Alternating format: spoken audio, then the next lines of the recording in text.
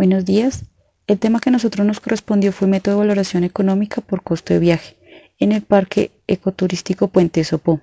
El grupo está compuesto por Diana Carolina Muñoz, Cristian David Páez, Laura Camila Gómez y Daniela Pardo. Como vemos, el costo de viaje se encuentra incluido dentro del método de preferencias reveladas. A finales de la Segunda Guerra Mundial, el Servicio de Parques Nacionales de Estados Unidos encargó un estudio sobre cómo estimar el valor de los espacios que gestionaba, los cuales eran bienes recreativos y no de conservación. En 1947, Harold Hotelin, con base en trabajos de Dupuy, observó una tendencia. Las visitas a los parques disminuyen con la distancia, debido a que el coste aumenta, es decir, a mayor costo, menor demanda de visitas. Observando estas proporciones de visitas, se estima la función de demanda, y conociendo la demanda y los costos, se estima el excedente del consumidor, correspondiente al valor recreativo del parque. Este método se conoció como método zonal, aplicado por primera vez a finales de los años 50 en Yosemite, California, y dominó durante los 60 y 70. Luego, con la evolución de análisis de regresión, se hicieron mejoras a la aplicación del método y con la evolución de la estadística surgió el procedimiento individual, estimado directamente por regresión. Con cierta frecuencia, el método de costo de viaje se utiliza indebidamente. Para la valoración económica se utilizan mercados existentes para estimar el precio de los bienes y servicios donde no hay un mercado. En este caso, los costos de viaje simulan ese mercado, pero no constituyen el valor que se desea obtener. Si los costos en los que se incurre para visitar un parque fuesen su valor, entonces el excedente que los visitantes obtendrían sería nulo, ya que todo el valor se iría en la acción de la visita. La medida de bienestar que se busca estimar no es el costo de viaje, sino el excedente que el viaje provee. Para determinar los gastos en el que incurren los visitantes para poder disfrutar del Parque Ecoturístico Puente Sopó, se procedió a la elaboración de la encuesta como instrumento para obtener la información. La encuesta incluye preguntas sobre sitios de procedencia, costos económicos, costos de oportunidad del tiempo, características socioeconómicas, variables de percepción de la calidad ambiental. Para el costo de viaje zonal situamos en el mapa 4 puntos. Cajicá situado a 7 kilómetros y aproximadamente 12 minutos.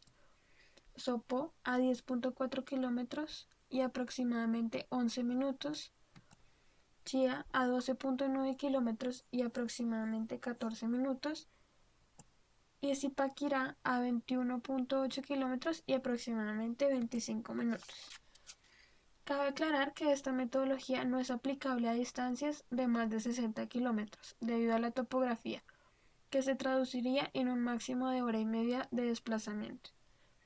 Luego estimamos el costo de viaje compuesto por tres costos principales: el valor de desplazamiento, el valor del tiempo de desplazamiento y el valor de la entrada. El desplazamiento está dado por el rendimiento de la gasolina, que es el valor consumido de gasolina por kilómetro recorrido, el precio de la gasolina y la distancia a recorrer, teniendo en cuenta que un litro de gasolina alcanza para recorrer aproximadamente 12 kilómetros y que un litro de gasolina cuesta 2.563 pesos, se estima que el precio por kilómetro es de 213 pesos. Luego, este valor lo multiplicamos por las distancias ya mencionadas de ida y vuelta, y como para el ejercicio tenemos el supuesto de que un carro es compartido por 4 personas, a cada persona le correspondería pagar la cuarta parte del valor total de la gasolina. El valor del tiempo de desplazamiento se obtiene teniendo en cuenta los ingresos. Para este ejemplo, calculamos el valor del minuto de un salario mínimo mensual legal vigente y lo multiplicamos por el tiempo de desplazamiento ida y vuelta. Y el valor de la entrada está dado por la administración del parque, es decir, la Corporación Autónoma Regional, y es de 10.000 pesos, teniendo así como resultado el costo de viaje desde cada punto. Luego de encontrar el costo de ida y vuelta, procedemos a hallar el número de visitas por cada una de las zonas. Esto mediante una fórmula para hallar el número de la muestra. En esta fórmula tenemos un nivel de confiabilidad de 95%, tenemos un número de éxito, un porcentaje de éxito que sería de 0,5 y de fracaso de 0,5. Para el dato del total de la población tenemos 955 visitas, que son el número de visitas que obtiene el Parque Sopó cada fin de semana. Aplicando la fórmula, encontramos que el número de nuestra muestra es 127. Aplicando el método de Holding, tenemos que la primera zona, que es la más cercana, va a generar un número de visitas no muy amplio debido a que es la más cercana al lugar. Luego siguen las otras dos zonas que se va incrementando a medida que se aleja, pero ya la última reduce sus números de visitas debido a que queda más lejos y a mayor coste menos demanda. Luego de esto procedemos a hallar el número de habitantes de cada una de las zonas. Esto lo podemos encontrar por medio de censos de cada uno de los municipios. Luego de esto procedemos a hallar el porcentaje de visitas sobre el de habitantes. Como su nombre lo dice, es una ecuación simple en donde dividimos el número de visitantes sobre el número de habitantes de cada una de las zonas para que nos genere un porcentaje. Acá lo encontramos en cada uno. Siguiente a esto, vamos a encontrar el incremento del precio de entrada. Para encontrar este incremento, entonces vamos a utilizar el método de Holding, el cual se basa en que la primera opción es que haya un aumento nulo en el precio de la entrada. Luego a este tenemos un incremento en donde se tienen en cuenta el valor de coste de ida y vuelta de cada una de las zonas menos lo que le cuesta a la primera zona. Es decir, en este ejemplo sería lo que le cuesta a los habitantes de Sopó menos lo que le cuesta a un habitante de Cajicá ir a este parque. Adicional a esto, en cada una de las opciones agregamos la disponibilidad a pagar, que fue la que colocamos en la encuesta aplicada a cada uno de los visitantes. Ya para hallar el número estimado de visitas utilizamos una fórmula similar. Todas estas fórmulas que Holtin utiliza son metodologías que no tienen como un fin estadístico, sino que a medida que iba aplicando metodologías, iba usando fórmulas, se dio cuenta que por este método llegaba a los datos reales, era como el que más se aproximaba. Entonces encontramos que al haber un incremento nulo en el precio de la entrada, el número estimado de visitas sería el mismo, es decir, que no disminuya ni aumente. Ya para el siguiente se van a descartar las dos últimas zonas, debido a que estas dos últimas zonas pues quedan más alejadas del punto y pues las personas van a desistir de ir al parque. Así que se tienen en cuenta las dos primeras zonas, en donde la primera zona se multiplica el número de habitantes por el porcentaje de habitantes de la siguiente zona y se suma a la siguiente, que sería la de Sopó, que será el número de habitantes de Sopó por el porcentaje de visitas de los habitantes de Chía. Luego de esto tenemos el siguiente incremento, en donde utilizamos únicamente el primer municipio, en donde tenemos a Cajicá, el cual sería el municipio de donde más personas irían, pero sería por un porcentaje de visitas de la tercera zona, debido a que esto pues va disminuyendo pues por el costo y el aumento del costo de la entrada. Y finalmente tenemos el costo más amplio que tenemos, en donde ya ninguno iría por el incremento en el valor de la entrada.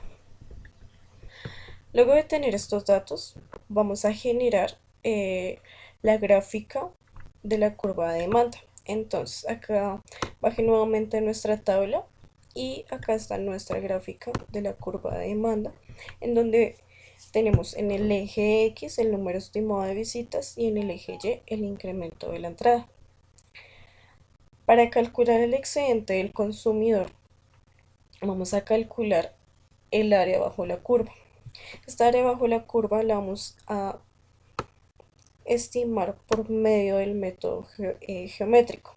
Este método geométrico consiste pues, en utilizar las figuras geométricas para hallar el área de cada figura y así generar el total del área bajo la curva. Entonces, para esta gráfica, acá generamos cada una de las figuras y generamos esta tabla con el valor de cada una de las dimensiones de nuestras figuras y así por medio de las ecuaciones básicas de área de cada una de las figuras encontrar el área de nuestra curva de demanda. Entonces tenemos por ejemplo nuestro triángulo verde. Entonces acá tenemos que nuestra base sería igual a las 127 personas menos las 88,83 visitantes, que esta sería nuestra base, y nuestra altura sería los 3.310 pesos a pagar. Y esto pues ya generamos un área del triángulo que sería base por altura sobre 2. Así mismo con los otros triángulos, así como con el morado y con el azul. Luego tenemos otras dos figuras que son los rectángulos, en donde tenemos el rojo y el amarillo. Entonces, por ejemplo, acá para el caso del amarillo tenemos la base, que acá estimamos la base que sería los 88,83 números de visitas menos los 17,19, que sería esta parte de acá, y nuestra altura serían los 3.310. Multiplicamos normal base por altura y nos genera el área de este rectángulo.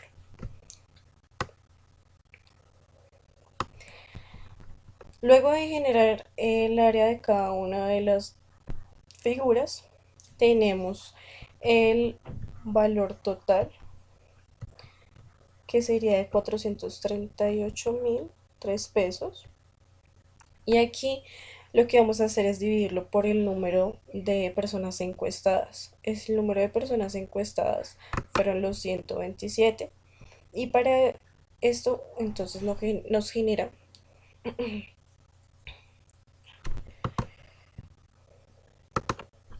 luego de generar el valor total del área, vamos a dividirlo por el número de personas encuestadas, que serían los 127 personas, y esto nos genera un excedente del consumidor por persona de 3.448.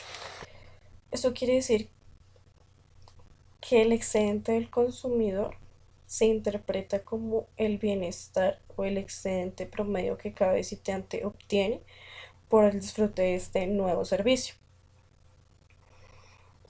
o también el bienestar que perdería en caso de no tomar este nuevo servicio. Este es un método simplificado del método de coste de viaje zonal, en donde nosotros consideramos pocas zonas. En este caso nosotros consideramos únicamente 4, pero al considerar más zonas, la curva de demanda lo hubiésemos tenido que realizar por medio de regresión. Pero pues nosotros realizamos este ejemplo un poco más simplificado para que podamos identificar cómo se genera esta gráfica y cómo se puede hallar el excedente del consumidor de la forma geométrica. Bueno, para hallar el punto de equilibrio, primero que nada se propuso la implementación de un nuevo sendero. Entonces, los datos que se tomaron fue el precio unitario, que viene como resultado de la media del excedente del consumidor, los costos fijos, que equivalen al mantenimiento y al salario para implementar ese nuevo sendero, y lo que nos arroja como punto de equilibrio que deben ingresar 960 personas, las cuales se van a agrupar en 38 grupos de 25 personas.